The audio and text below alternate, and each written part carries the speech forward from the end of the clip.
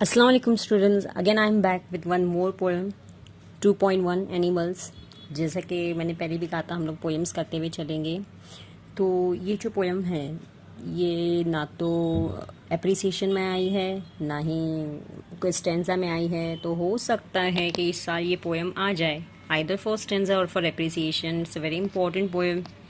So let's begin with the poem animals.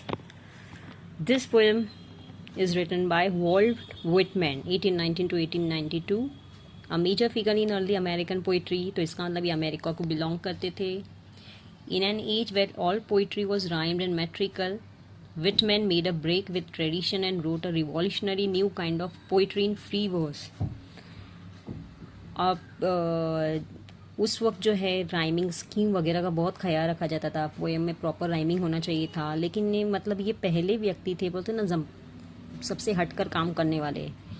तो this kind of man he was कि वो ज़माने से एकदम हटकर थे। तो उन्होंने पहली बार फ्री वर्स पोएम लिखना स्टार्ट की। अगर आपको फर्स्ट लेक्चर याद होगा उसमें हम लोगों ने देखा था types of poem, different types of poem थी। बैलेड जिसका जिक्र जो है all the world is a stage में भी आया था। फ्री वर्स पोएम, ठीक है। तो फ्री वर्स मतलब कि जिसके अंदर कोई भी राइमिंग स्कीम वगैरह ना हो। ही was a non conformist.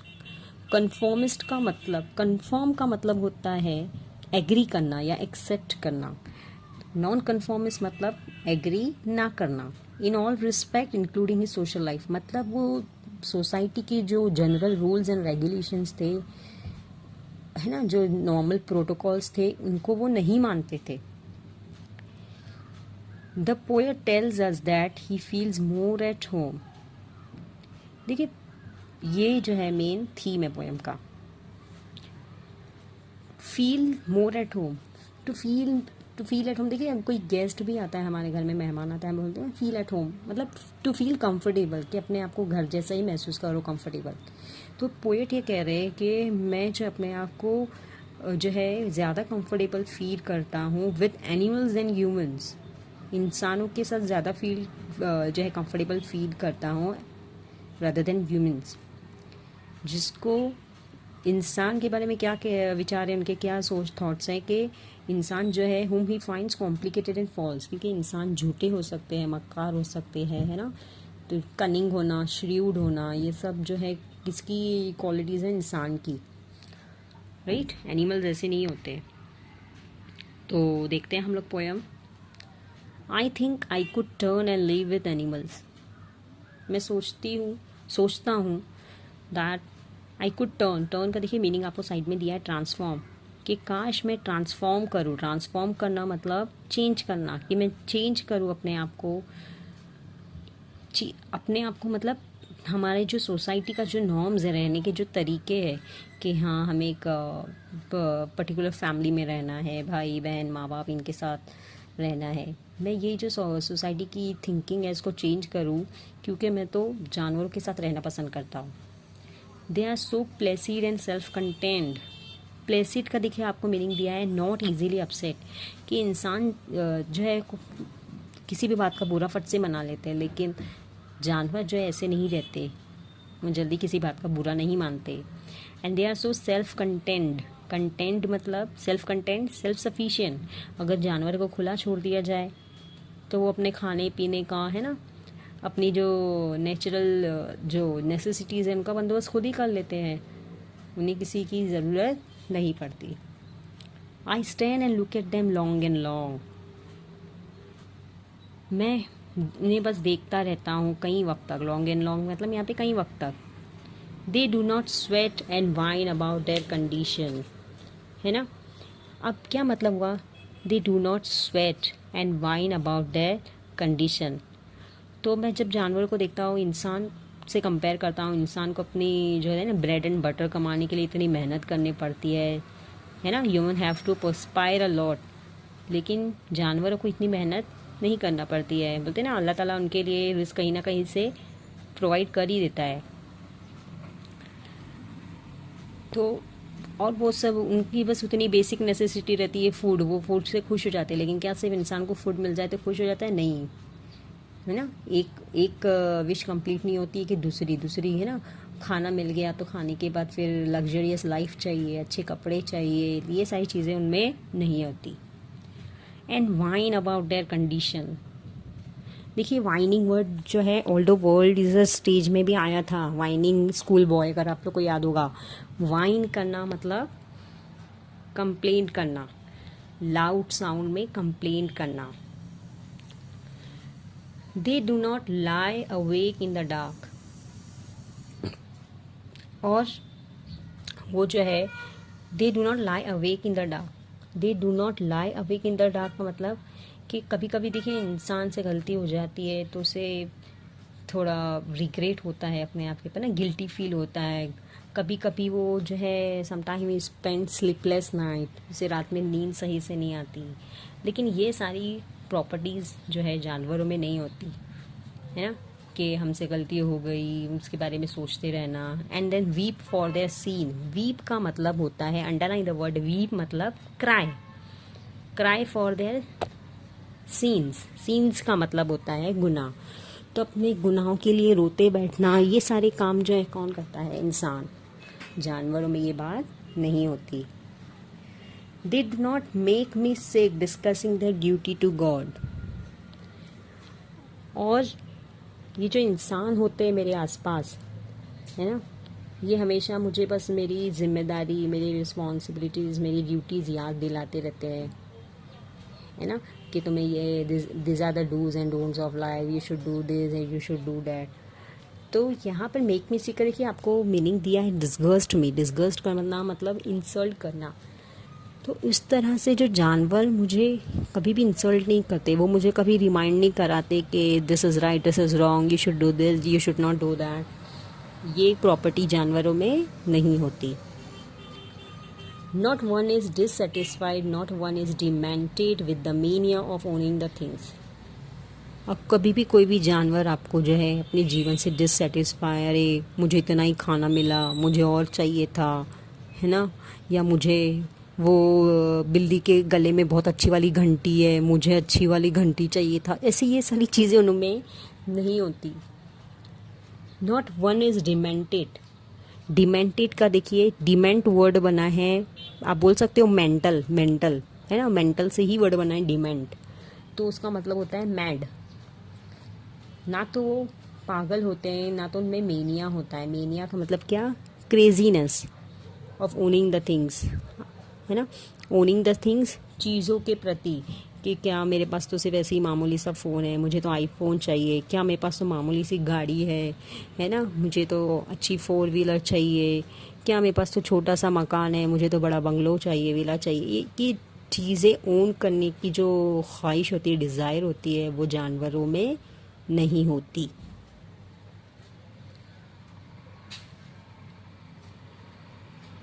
Not one needs to another. Okay, अब not one needs to another का मतलब कि कोई एक जानवर दूसरे जानवर के सामने नील डाउन नहीं होता। नील डाउन किस लिए होना? As a sign of worship, इबादत के लिए कोई एक जानवर दूसरे जानवर के सामने झुकता नहीं है। Not to his kind that live thousands of years ago. ना तो उन लोगों के लिए कि जो सालों पहले जीते थे। अब मतलब कि क्या कहा गया है कि जानवर जो है वर्शिप में बिलीव नहीं करते है ना। अब वो वर्शिप किसी की भी हो, तो जैसा कि मैंने कहा कि ये पोएटिक बोलते हैं ना, उनकी सोच एक बिल्कुल ही डिफरेंट थी जो आम लोगों की सोच है। तो may be he was atheist, कि जो बोलते हैं ना भगवान में बिलीव नहीं करते या गॉड में बिलीव नहीं करते। तो वो इस बात से खुश थे कि जानवरों को वर्शिप नहीं करना पड़ती। नॉट वन इज़ रिस्पेक्टेबल और unhappy over the whole earth. अब यहाँ पे रिस्पेक्टेबल का मतलब क्या है? टू हैप्पी एंड सेटिस्फाइड है ना। और ना उन लोगों में ऐसा होता है कि हाँ इसके पास ज़्यादा इज्जत है, जिसके पास ज़्यादा दौलत है उसकी ज़्यादा इज्जत है, या जिसके पास कम दौलत है उसकी कम इज्जत है। ऐसा जानवरों में बिल्कुल भी नहीं होता। So they show their relations to me and I accept them. ठीक है, वो इसका मतलब क्या हुआ कि उन लोगों के अंदर एक ही क्वालिटी होती है, वो क्या है? इनोसेंस की। है ना, इनोसेंस की, सिंप्लिसिटी की, ये क्वालिटीज़ होती है। तो वो मुझे ये क्वालिटी बताते हैं, मैं भी उन्हें बदले में यही क्वालिटी देता हूँ, और इन क्वालिटीज़ की वजह से ही मैं जो है इन्हें इतनी आसानी से एक्सेप्ट करता हूँ। They bring me tokens of my self. अब ये टोकन्स ऑफ माई सेल्फ का मतलब क्या है? देखिए, टोकन समझते हैं आपके, लाइक कि कोई गिफ्ट को कहा जाता है कि टोकन। तो पोएट ये कहता है कि उनमें जो क्वालिटीज़ है, सिंप्लिसिटी की, इनोसेंस की, ये सारी क्वालिटीज़ तो मुझ में भी है, तो यही क्वालिटी वो मुझे वापस दर्शाते हैं। दे एविंस का मीनिंग दिया आपको, show them plainly in their possession. तो उनकी आम सी चीज़ों में, पोजेशन बिलोंगिंग है ना, आम सी चीज़ों में जो है मुझे वो दर्शाते हैं। I wonder where they get those tokens. देखो, टोकन्स का मीनिंग आपको दिया हुआ है ना, virtues like innocence, simplicity, contentment, ये सारी गुड क्वालिटीज़, भोलापन, सादगी, ये सारी क्वालिटीज़। तो पोएट वंडर कर रहा है, वो ताज्जुब कर रहा है कि ये सारी क्वालिटीज़ उन लोगों में कहाँ से आई। Did I pass that way huge times ago and negligently drop them. तो पोएट ये कह रहा है कि क्या ये सारी क्वालिटीज़ है ना, ये सारी क्वालिटीज़ जो इंसान के अंदर from the stage of evolution इंसान के अंदर मौजूद थी, तो क्या हम लोगों ने ये सारी क्वालिटीज़ इतने सालों में गिव अप कर दी है, खो दी है? कौन कौन सी क्वालिटीज़? लाइक सिंप्लिसिटी है ना, इनोसेंस, सेटिस्फाइड रहना, अपनी चीज़ों से, क्या हमने ये सारी क्वालिटीज़ खो दी है? तो आई hope you got this poem, आप लोगों को ये पोएम समझ में आई। अब हम एक रैपिड राउंड में इसकी फिगर्स ऑफ स्पीच भी देख लें। आप थर्ड लाइन देख सकते हो, I stand and look at them long and long. तो ये जो वर्ड है लॉन्ग एंड लॉन्ग रिपीट हुआ है 2 बार, तो यहाँ पर फिगर ऑफ स्पीच हो गई रिपीटिशन। REPETITION, वो रिपीटेशन नहीं बल्कि रिपीटिशन। ओके, उसके बाद एक बहुत इम्पोर्टेंट फिगर ऑफ स्पीच है 7th लाइन में, not one is dissatisfied, not one is demented with the mania of owning things. 7th और 8th लाइन में है। तो ये जो लाइन अक्सर पूछी जाती है, not one is demented with the mania of owning things, ये फिगर ऑफ स्पीच है हाइपरबली। अब हाइपरबली आपको पता होगा कि जब कोई बात को बड़ा चढ़ाकर कहा जाता है उसको हाइपरबली कहा जाता है। तो यहाँ पे कौन सा फैक्ट एग्जैजरेट हुआ है कि एनिमल्स में जो है मेनिया नहीं होता, क्रेजीनेस नहीं होता, पागलपंती नहीं होती कोई चीज़ के लिए। अब किसी चीज़ के लिए पागलपंती या जुनून होना है ना, जानवरों में तो नहीं हो सकता है। तो ये बात बड़ा चढ़ाकर बोली जा रही है। तो क्रेजीनेस मतलब in the sense we understood कि जैसे ह्यूमंस में होता है किसी चीज़ के लिए जुनून होना, दौलत पाने के लिए, शोहरत पाने के लिए, वो टाइप का जुनून। तो वैसा जुनून तो बड़ा जो एनिमल्स में नहीं हो सकता है, ये बड़ा चढ़ाकर बात कही जा रही है, इसलिए हाइपरबली। उसके बाद जो है अगेन हाइपरबली, कौन सी लाइन में?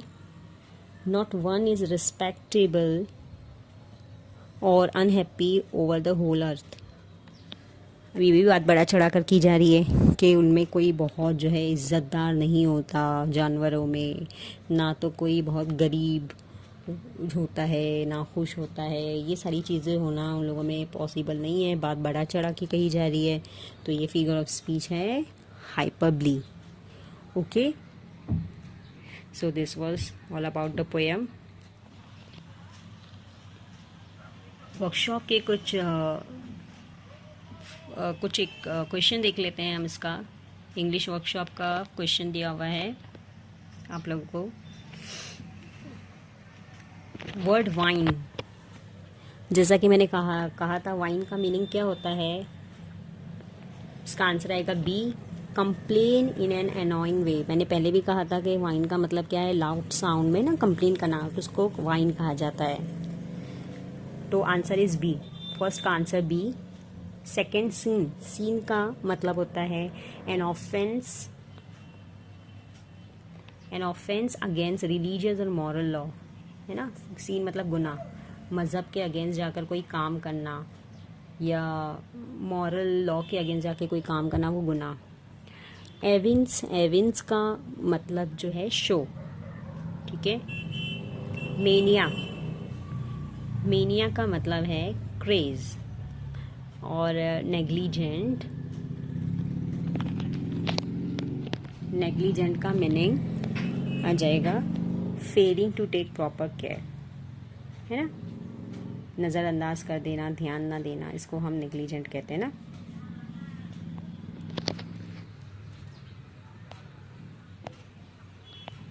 यहाँ पर एक क्वेश्चन देख लें हम लोग।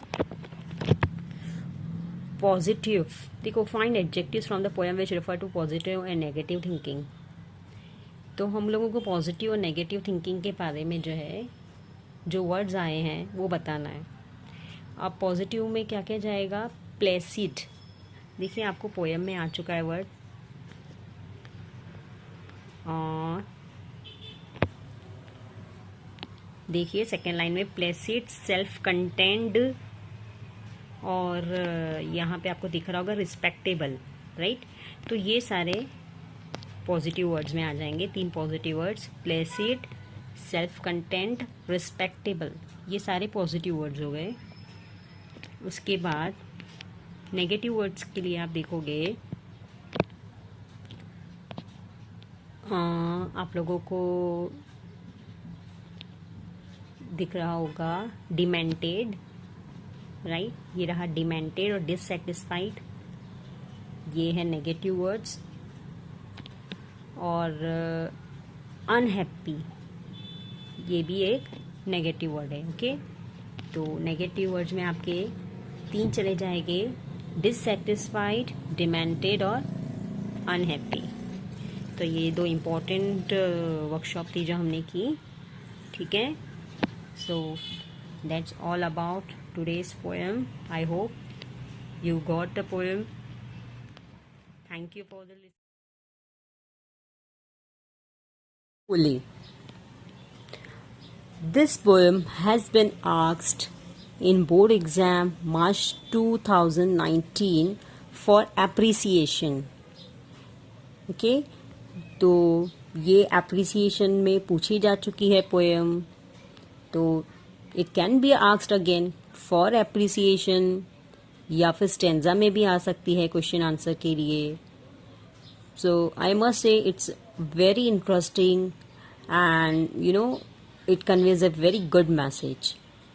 तो इस पोएम में हम जितने भी इम्पोर्टेंट क्वेश्चंस हैं वो ज़रूर देखते चलेंगे, ओके। जैसे कि मैंने इनिशियल फर्स्ट पोएम में भी कहा था कि यूजुअली वार्मिंग अप एक्सरसाइजेज जो है आपको नहीं आते हैं बोर्ड एग्जाम्स में। स्टिल मुझे जो भी क्वेश्चंस इम्पोर्टेंट लगेगी वो मैं ज़रूर डिस्कस करूँगी। सो directly see the third question, the pulley is a mechanical device. अब ये पुली है क्या चीज़, तो अगर हम इसका ये क्वेश्चन नंबर 3 समझ लें तो it will be very clear कि what is the pulley actually. देखिए, try and write down places where it can be use and for what purposes. अब ये है क्या पुली, ठीक है, और ये कहाँ यूज किया जाता है। ये एक एक्चुअली मैकेनिकल डिवाइस है, ठीक है।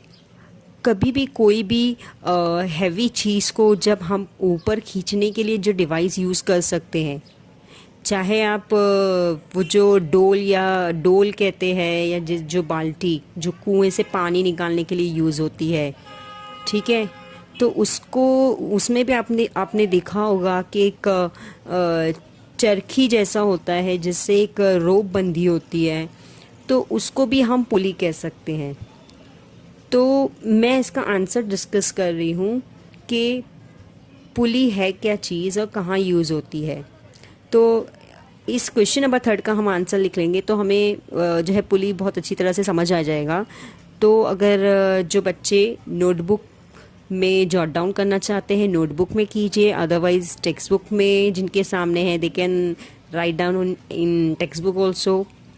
तो write down the answer is point number first, to draw water out of a well. Okay, to draw water out of a well. Second, in elevators, ELEVATORS, in elevators. Third, in theaters, THEATRES, theaters, to open curtains, okay तो मैंने यहाँ पे आपको 3 point से दिए, to draw water out of a well, second in elevators, third in theaters to open curtains. तो आप समझ सकते हैं कि कोई भी चीज़ को हमको जो ऊपर लिफ्ट करना है तो वो जो एक व्हील जैसा जो सिस्टम होता है जिसके थ्रू जो है कोई भी चीज़ ऊपर लिफ्ट की जाती है, that is called the pulley. तो ये एक्चुअली मैकेनिकल डिवाइस है। Alright students, now we proceed further. The pulley. The Pulley. This poem has been written by George Herbert, whose survival period was 1593 to 1633. He was a Welsh poet. You can underline the word Welsh. Welsh को underline करके आप लिख लीजिए Wales, WALES, Wales. अब ये Wales अगर आपको पता होगा तो Great Britain, okay, Great Britain में एक एरिया का नाम है Wales. He was a priest by profession. Priest आप समझते हैं ना, चर्च के फादर वगैरह। He wrote religious poems with a lot of imagery and conceit. Imagery जो है एक फिगर ऑफ स्पीच भी है, ठीक है। What is it actually, I tell you letter.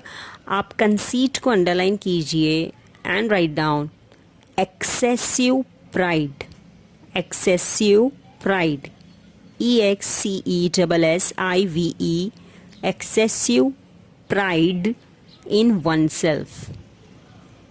Okay, अब इसका मतलब, कंसीट का मतलब कि अपने आप पर बहुत ज़्यादा गर्व। ओके, अब यूजुअली मतलब ये लाइन का हम लोग आसान शब्दों में अगर मीनिंग देखें, ही wrote religious poem with lot of imagery. तो ये एक प्रीस्ट टाइप के पर्सन थे और इन्होंने बहुत सारी रिलीजियस पोएम्स लिखी हैं, ओके, जिसके अंदर इमेजरी कहा जाता है कि जब लाइंस को पढ़कर आपके सामने विजुअल इफ़ेक्ट क्रिएट हो, आपको मतलब इमेजिनेशन में कोई चीज़ दिखाई दे, तो उसको इमेजरी कहा जाता है। Alright students, the poem exhibits मतलब के shows. The poem exhibits a strange but two-way relationship between God and his worshipper. अब ये पोएम में हमें क्या बताया गया है, गॉड और उसकी वर्शिपर्स के बीच में relationship. Though he has bestowed his worshipper with all his blessing, somewhere he holds them up with a pulley drawn to be grateful to him in all our endeavor. ये line का मतलब क्या हुआ कि though he has bestowed his worshipper, हालांकि हमें ऊपर वाले ने, अल्लाह ताला ने जो है बहुत सारी है ना ब्लेसिंग्स अता की हैं, बहुत सारी नेमतें अता की है। somewhere he holds them up with a pulley drawn, लेकिन कहीं ना कहीं एक पुली की मदद से, है ना, पुली है क्या, वो हम देख चुके हैं कि एक मैकेनिकल डिवाइस है जो कि हैवी ऑब्जेक्ट्स को ऊपर जो है लिफ्ट करने के लिए यूज़ होता है। तो वैसे ही किसी पुली के ज़रिए जो है ऊपर वाले ने, दैट इज़ अलमाइटी ने, कुछ एक खास ब्लेसिंग है जिसको खींच कर अपनी तरफ ऊपर जो है ऊपर लिफ्ट कर लिया है। ओके, तो ये जो लाइन दी है, somewhere he holds them up with a pulley drawn, और ऐसा अल्लाह ताला ने क्यों किया है? To be grateful to him. Grateful, underline the word grateful. Grateful means what, आप हिंदी में कह सकते हो कि एहसानमंद रहना, है ना। इंग्लिश में कह सकते हो थैंकफुल रहना। To him in all their endeavours. Endeavours means efforts, कोशिशें। Okay, God gives so many precious gifts to the devotee, but at the same time God also expects something in return. क्या मतलब हुआ कि अल्लाह ताला ने हमें बहुत सारे प्रीशियस, कीमती गिफ्ट्स दिए ना डिवोटीज को। डिवोटीज हम सारे डिवोटीज हैं, है ना, अल्लाह ताला के भक्त हैं या अल्लाह ताला के बंदे हैं। But at the same time God also expect something in return. तो इतनी सारी नियमतें देने के बाद अल्लाह ताला भी हमसे कुछ एक्सपेक्ट करते हैं। What does he expect, why does he withhold, तो वो क्या एक्सपेक्ट करते हैं और इन्होंने अपना विथहोल्ड क्यों किया? विथहोल्ड करना मतलब हाथ खींच के क्यों रखा है? The pulley shows how God lifts man towards himself with the pulley of restlessness. Restlessness means बेचैनी। तो ये जो पुली पोयम है ये बताती है कि अल्लाह ताला ने इंसान को अपनी तरफ कैसे खींचा है ऊपर। क्यों, कैसे खींचा है? क्योंकि अल्लाह ताला ने इंसान के अंदर एक फैक्टर रखा है ना, एक चीज़ रखी है, रेस्टलेसनेस यानी कि बेचैनी। What is distinctly metaphysical?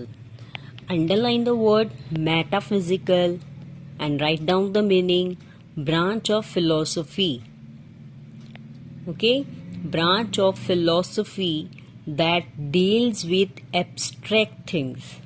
Abstract things मतलब unclear things, है ना। तो ऐसी चीज़ों के बारे में पढ़ना ना जो जिनके बारे में कोई क्लियर कॉन्सेप्ट ना हो, उनके बारे में पढ़ना, दैट इज़ कॉल्ड। जैसे अगर हम अल्लाह ताला की बात करें तो मतलब उनके बारे में कॉन्सेप्ट तो क्लियर है but we can not see him clearly ना, प्रैक्टिकली। तो ऐसी चीज़ों के बारे में पढ़ना, that is called metaphysical. What is distinctly metaphysical about the poem is that a religious notion, underline the word notion, notion means idea, is conveyed through a secular scientific image. तो जैसा कि हमने ऊपर भी देखा ना कि वो चर्च थे, चर्च के प्रीस्ट थे, फादर थे, तो उन्होंने जो है ना मतलब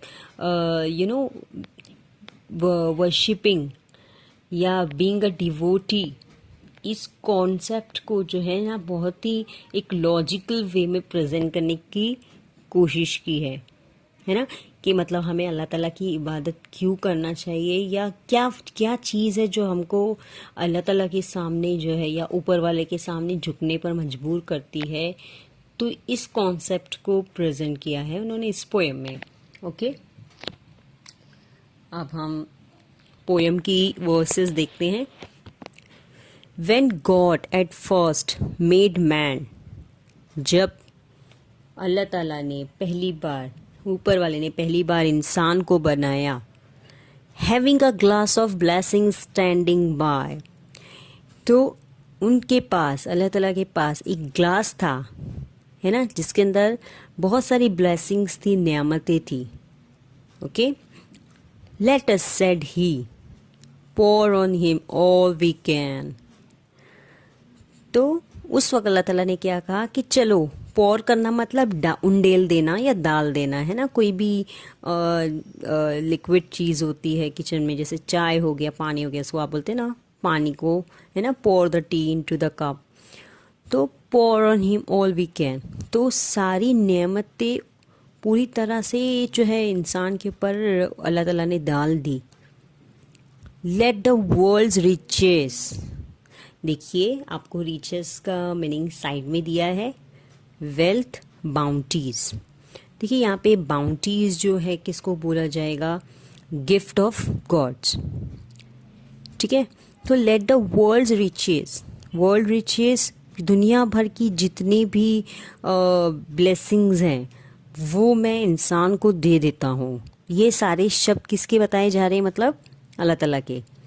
विच dispersed lie, underline the word dispersed.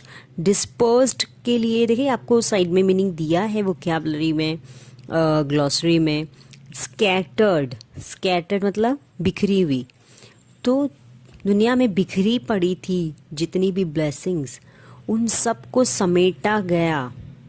Contract into a span, contract करना, collect together, you can see in the glossary, collect together, छोटी सी जगह में उसको समेट लेना। तो एक्चुअली देखा जाए ये दोनों वर्ड्स डिस्पर्स्ड और कॉन्ट्रैक्ट, ये दोनों अपोजिट वर्ड्स हैं, ओके।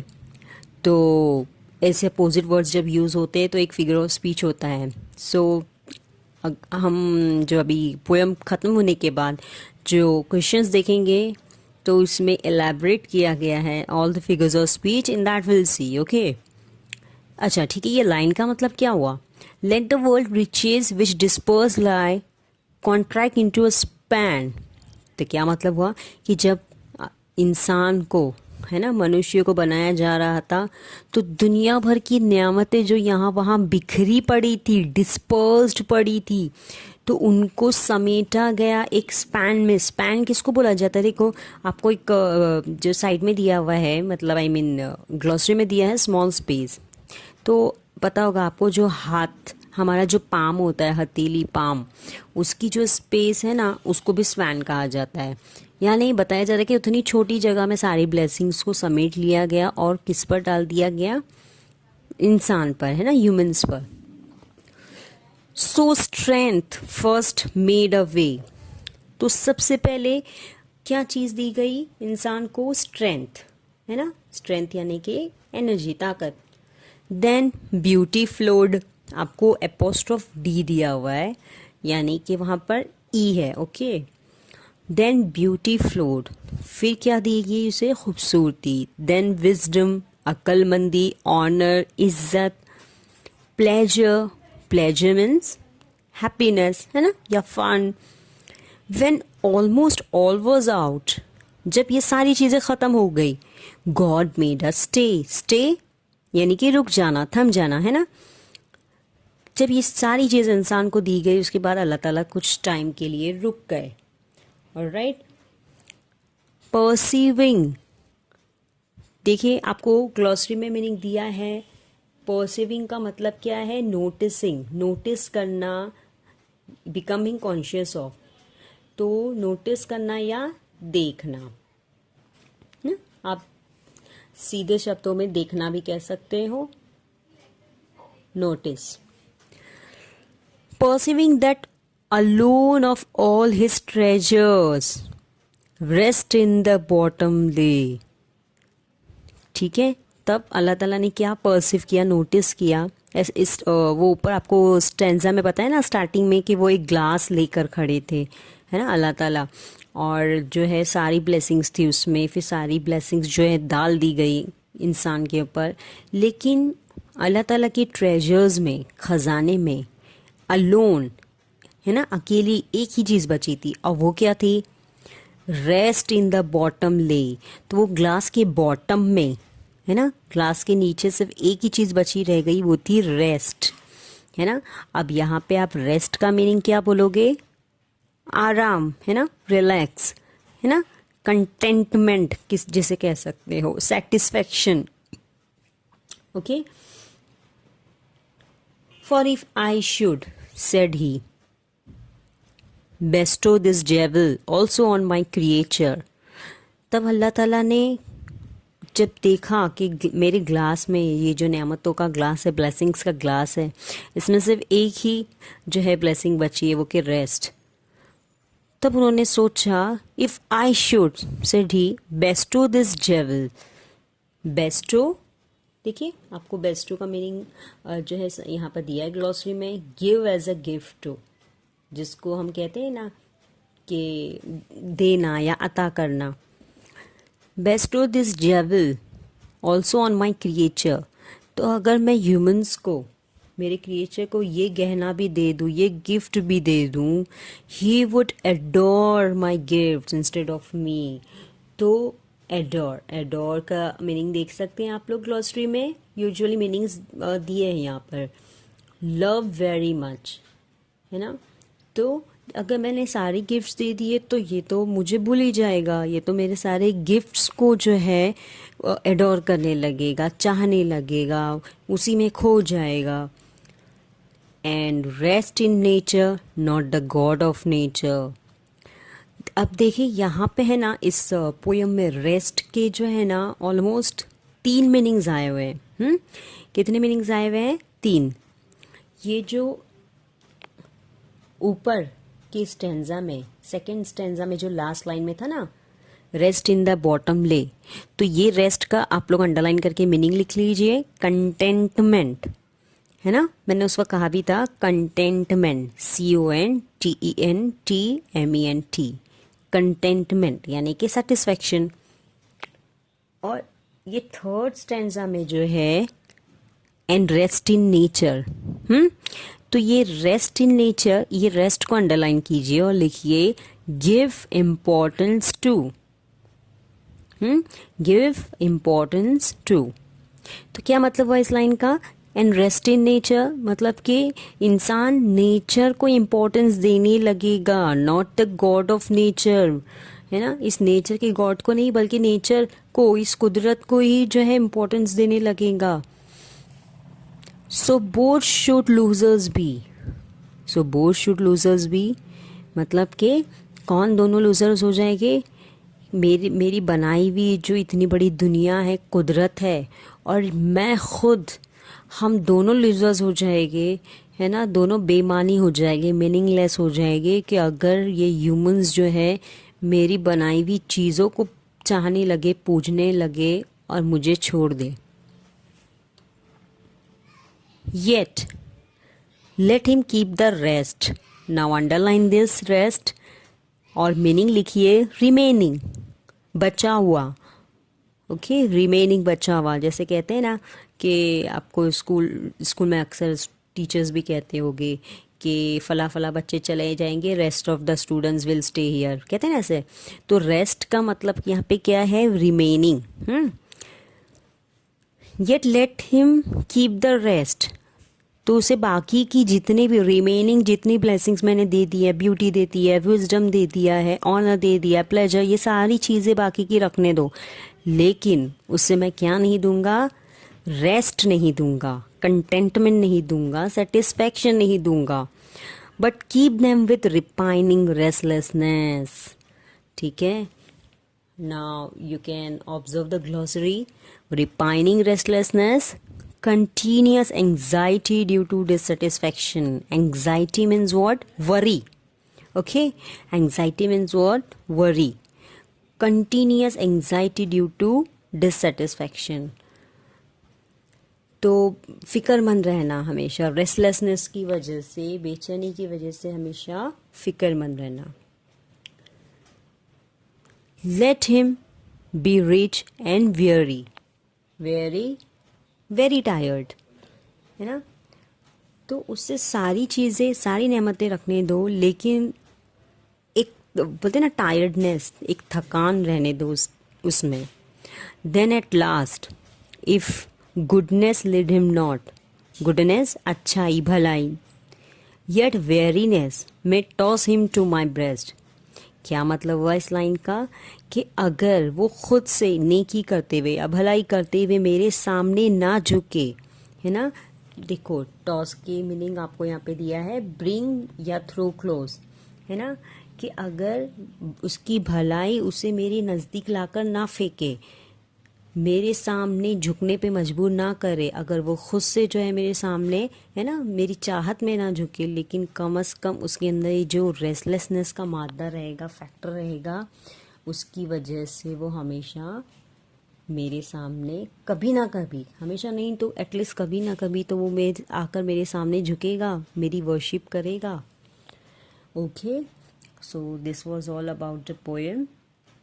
ओके, तो ये बहुत ही एक बहुत ही अच्छी मैसेज देने वाली एक पोएम है ना, जो हमारे जो ऑलमोस्ट हमारे रिलीजन से भी क्लोज है, इजंट इट. ओके, तो हम अब यहाँ पर जैसा कि मैंने कहा कि हम इम्पोर्टेंट क्वेश्चंस देखते चलेंगे. तो let us see English workshop. Alright, so here we can see question number 1. With the help of the clues, pick out words containing the letter A from the poem and build a word pyramid. आपको जो questions दिए हैं वो clues हैं और उसकी help से आपको ये जो है पिरामिड सॉल्व करना है. It's just like a puzzle. तो आपको ए दिया है एन आर्टिकल. तो आर्टिकल्स तो आपको पता ही होगा, 3 ही आर्टिकल्स होते हैं ग्रामर में, ए एंड द. तो ए आने का चांस है A. Question number B, a preposition. तो यहाँ पर आएगा एट. देखो पॉइंट टू बी नोटेड है कि pick out the words containing the letter A from the poem and build a word pyramid. Okay, तो यानी ये जो वर्ड्स हैं हमको पोएम से ही लेना है. पोएम से रिलेटेड वर्ड्स हैं और जिनके अंदर ए जो लेटर आता है. Fine, alright. Past tense of lie. Lie का पास्ट टेंस है lay, LAY, lay. Question number D, maximum length of your open palm. तो मैंने एक्सप्लेन करते वक्त भी बताया था कि हमारी जो पाम हथेली की साइज है उसकी स्पेस को हम क्या बोल सकते हैं, उसकी लेंथ को span, SPAN, span. Question number E, make much of. Okay, make much of. Make much of का यहाँ पे मतलब है कि मतलब एडोर करना या, है ना, to praise so much, that is called adore. तो I mean the answer is adore, ADORE, adore. Question number F, loveliness. इसका आंसर है beauty. Question number G, in place of. उसका आंसर होगा instead, INSTEAD, instead. Question number H, a collection of priceless valuables. इसका answer होगा treasure. Question number I, restlessness and discontent. इसका answer होगा weariness. Alright students, now let us see question number 2. Choose the correct alternative from the following. Question number A, Herbert's poem The Pulley displays dash as the 2 main themes. So इसका answer आएगा point number 1, origin of morality and spirituality. Okay, अब देखिए मतलब ये this sort of questions can be asked for 1 or 2 marks. That is why we are discussing over here. तो पूछे जा सकते हैं आपको स्टेंजा में. अच्छा, ये ऑप्शन का मतलब क्या हुआ, origins and morality and spirituality. Morality here it deals with moral, है ना, it conveys a moral, it conveys message about what, spirituality. Spirituality एक, है ना, आपको रूहानी बोलते हैं ना, रूहानी, स्पिरिट मीन्स रूह, स्पिरिचुअलिटी रूहानी, एक रूहानी मैसेज कन्वे करता है रिगार्डिंग आपको क्यों और कैसे बनाया गया है, regarding your origin. Alright. Question number B, the summary of the poem the Pulley is. You can see the different options. Okay, I directly tell you the answer. The answer is point number 4, to remind man about his creator in his exhaustion.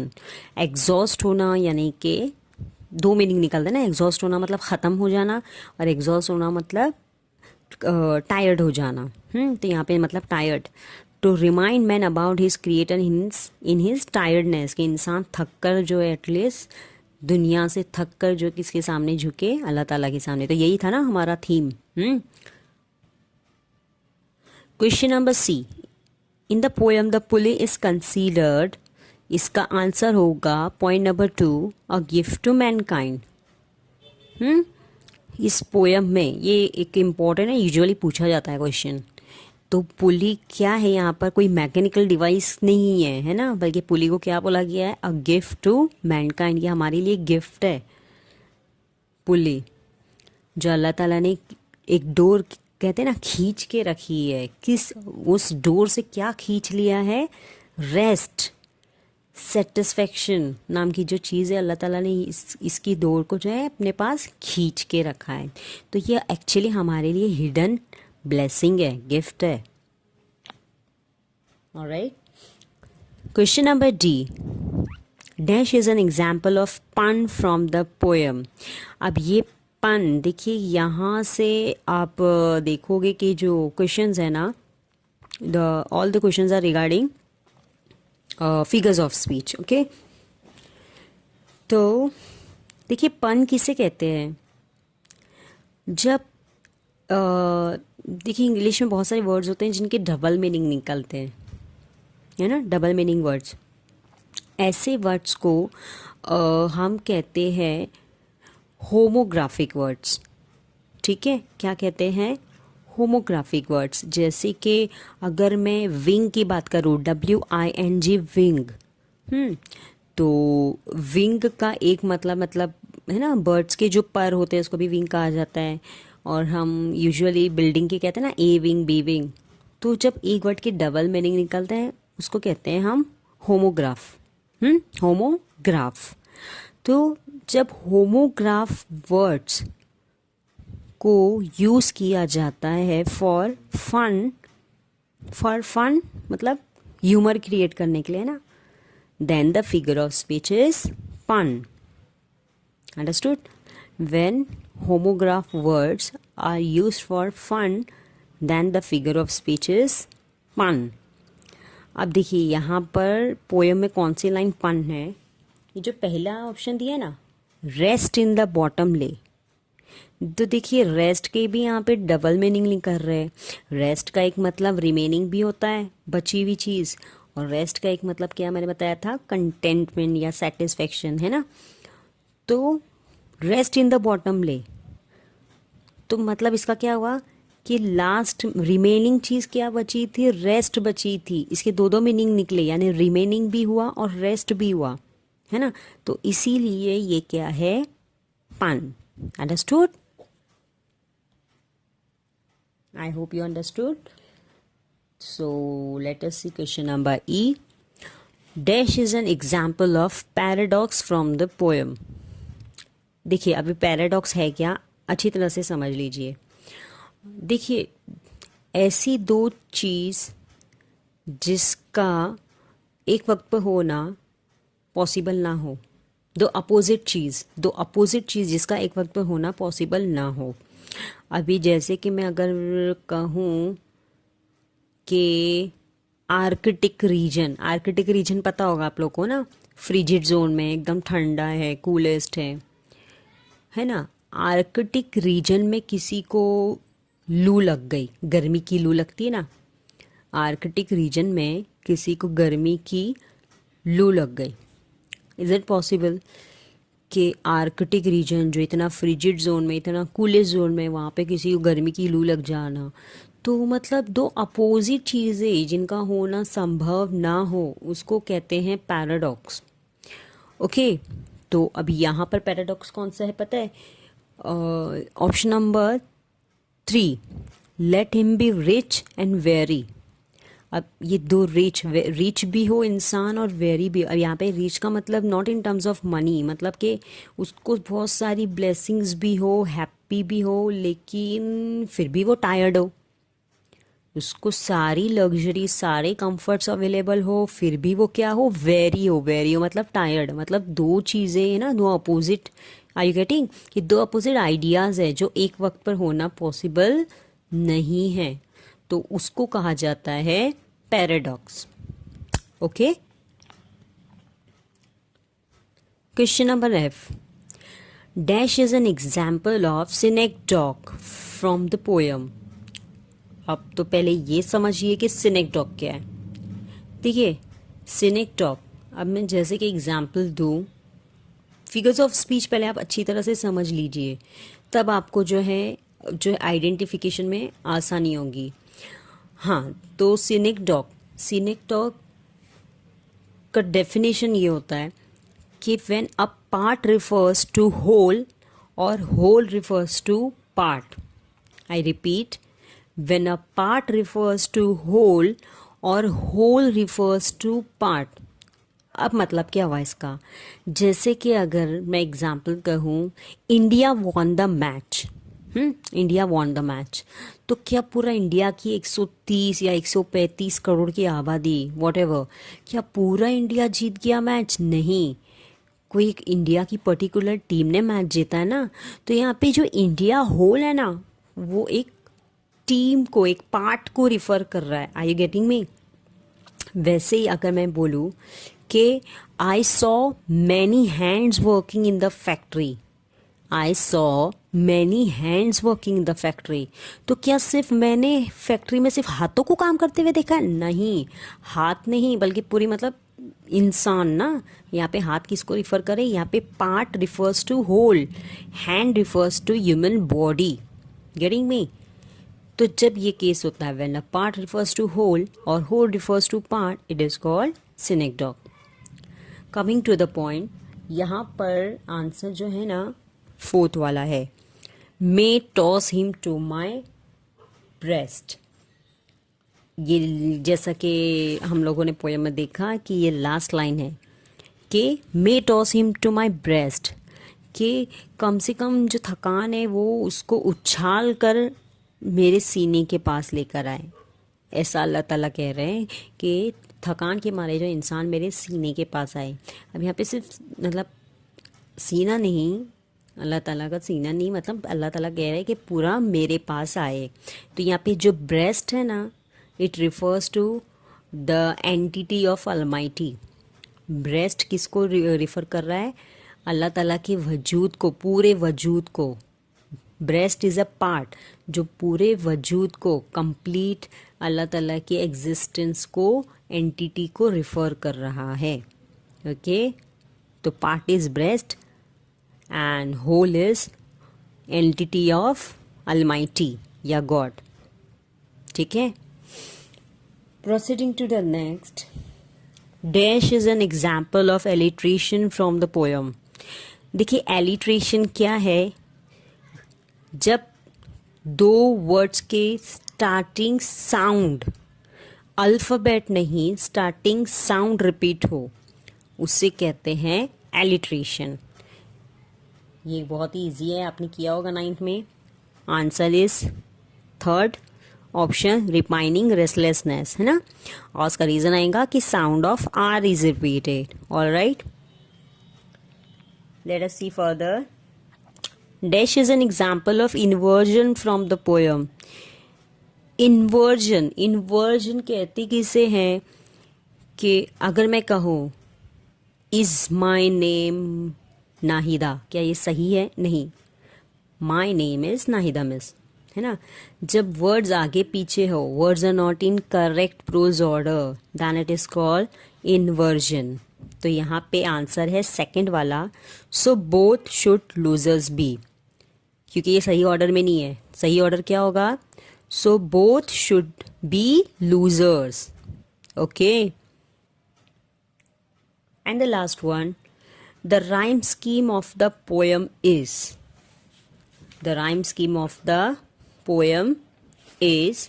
अब ये rhyme scheme समझने के लिए हम poem देखते हैं, actually rhyme scheme बनता कैसे है। तो पोयम का कोई भी आप एक स्टेंजा उठा लीजिए। देखिए, पोएम का स्टैंजा लेना है आपको, उसका लास्ट वर्ड देखना है। लास्ट वर्ड यहाँ पर है मैन, मैन है ना। आप उसको अल्फ़ाबेट, उसके बाजू में आप है ना अल्फ़ाबेट ए लिख लीजिए। जिनके पास टेक्स्ट बुक नहीं है नोटबुक में लिख लीजिए एटलीस्ट। फिर सेकेंड लाइन का जो लास्ट वर्ड है वो बाय, आप उसके आगे बी लिख लीजिए। कैन, क्या कैन और मैन राइम है ना, इजंट इट? तो आपने मैन को ए दिया है तो आप कैन को भी ए दोगे। अगेन आपको लिखना है ए। क्या बाय और लाई राइम है ना, राइमिंग वर्ड्स है ना। तो बाय को आपने बी दिया है तो लाई को भी आप बी दोगे। और स्पैन, क्या स्पैन मैन और कैन से राइम नहीं है कि नहीं, इजंट इट?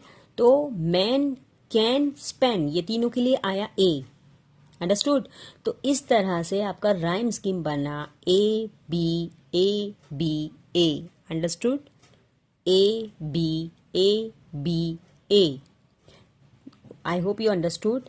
अगर आप यही सेम चीज़ हर जगह अप्लाई है ना, सेकेंड स्टैंजा में, थर्ड स्टैंजा में आप अप्लाई करके देखिए हो रहा है कि नहीं। ठीक है, तो कमिंग टू अवर क्वेश्चन, तो यहाँ पे आप देखोगे कि यहाँ पे option number 4 A B A, this is your answer. Alright student, okay, as I told you कि हम लोग इम्पोर्टेंट क्वेश्चंस देखे जाएंगे। तो यहाँ पर एक और question number 4 is also important, sorry question number 5, pick out 2 lines that contain the following figures of speech. Okay, antithesis, antithesis मतलब कि जब दो अपोजिट वर्ड्स आते हैं, जैसे डे नाइट है ना, मॉर्निंग इवनिंग, राइट? तो ऐसे दो अपोजिट वर्ड्स कहाँ पर आए हैं, कौन सी लाइन में आए, आपको बताना है। तो हम पोएम की तरफ देखते हैं ज़रा। मैंने एक्सप्लेनेशन के वक्त भी आई गेस बताया था कि फर्स्ट स्टैंजा में second last line dispersed, contract, ये दोनों अपोजिट शब्द है। डिस्पर्स्ड का मतलब बिखरा हुआ, कॉन्ट्रैक्ट का मतलब सिमटा हुआ, राइट? तो this 2 line will come. Let the world's riches which disperse lie contract into a span. This line will come for antithesis. Okay. Then let's see. Alliteration and inversion. तो I guess ये हम लोग ऊपर की question में कर चुके हैं, isn't it? Alliteration का भी एग्जाम्पल देख चुके हैं, inversion का भी देख चुके हैं। Alright? Okay, so I hope you got this poem very well along with the discussion of question answer. Thanks for listening.